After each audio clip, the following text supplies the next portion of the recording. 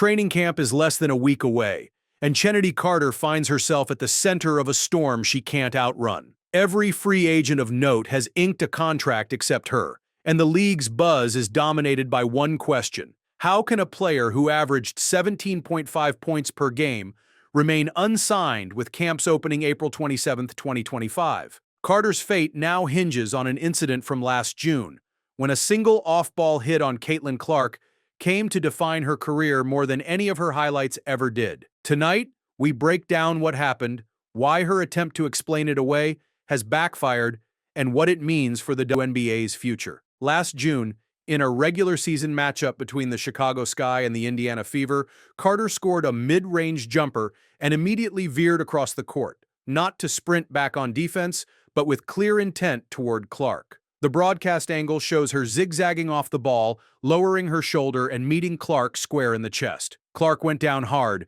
sprawling to the floor in a way no basketball contact of that kind should. On first review, officials called a common foul, but after the stoppage, they upgraded it to a flagrant one. Frame by frame, you can see Carter's feet set, her eyes locked on Clark's back, and the deliberate nature of her approach. There was no loose ball, no position battle, just a moment of calculated aggression. Every replay underlined the same uncomfortable truth. This was not incidental, but intentional. Caitlin Clark's response only amplified the gulf between the two players' reputations. Without a word of complaint, Clark rose, brushed off her uniform, and continued playing as though nothing had happened. No theatrics, no retaliation, just a focus on her next assignment. The contrast was stark.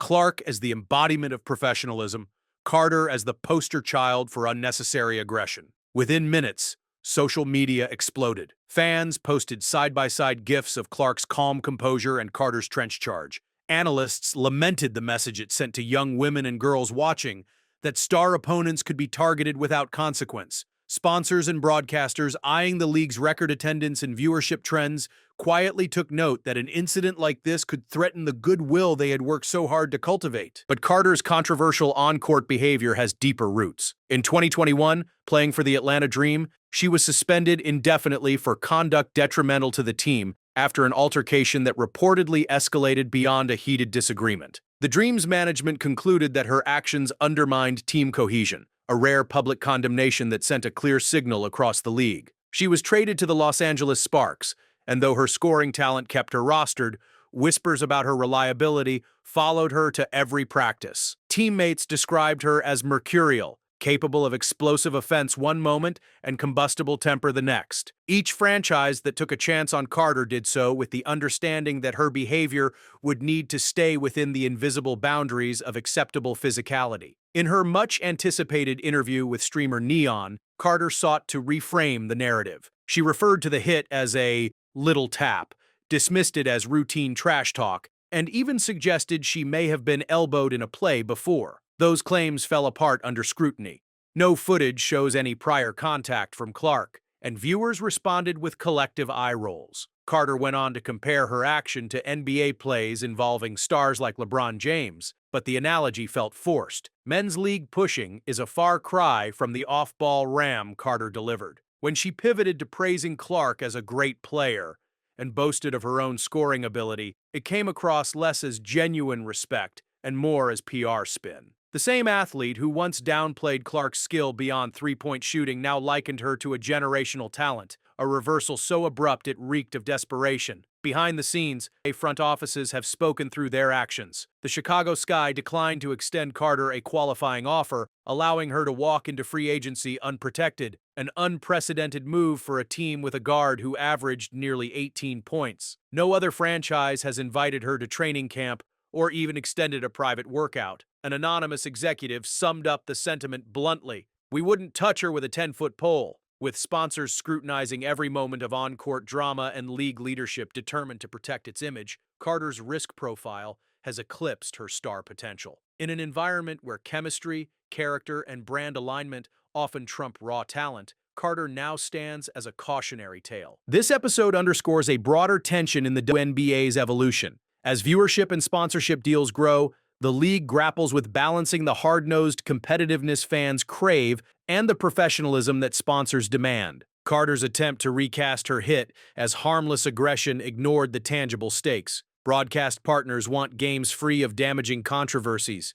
Corporate sponsors back athletes who align with their values, and the WNBA's marketing machines pivot around stars like Clark, whose rise has become synonymous with the league's brand. Incidents that may have slipped by without much notice in past seasons now risk overshadowing the product itself. With training camp around the corner, Carter's window for redemption is perilously narrow. Will she issue a more sincere apology, acknowledge the impact of her actions, and demonstrate growth? Could a lower-tier franchise take a flyer on her scoring upside in exchange for a second-chance narrative? Or will her silence, or worse, another half-hearted justification, cement the belief that she cannot be trusted in a team context? Talent evaluators will ask not just whether she can score, but whether she can uphold locker room cohesion, represent the league's values, and avoid off-ball antics that draw negative attention. Carter's fate this week will send ripples across the league. If she lands a contract, it may signal that talent still holds sway in the face of controversy. But if she remains unsigned,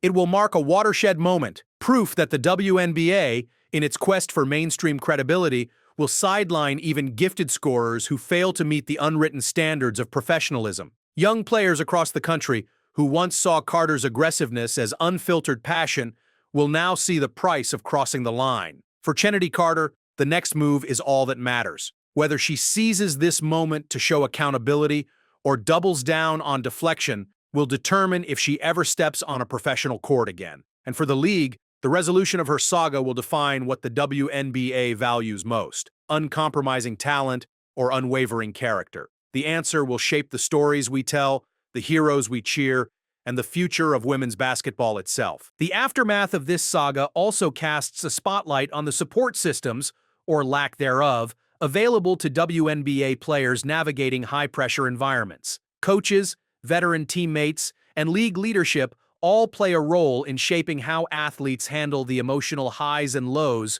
of professional sports. Carter's choices in the off-season interview reveal not just a PR misstep, but also a missed opportunity for mentorship, a frank conversation about accountability, growth, and respect that could have resonated far beyond one season's roster decisions. As the WNBA evolves, the question becomes whether the league will invest more heavily in mental health resources, conflict resolution training, and leadership development to ensure that incidents like Carter's shoulder check become teachable moments rather than scars on its history. At the same time, Carter's free agency limbo offers a stark contrast to the rapid ascents of players who embody both skill and humility. Look no further than veterans like Breanna Stewart or Sue Bird, whose careers have been defined as much by locker room leadership as by statistical dominance. Their legacies remind us that true greatness in this league demands excellence on and off the court. For younger players watching from behind their screens, Carter's predicament reinforces that raw talent may open doors,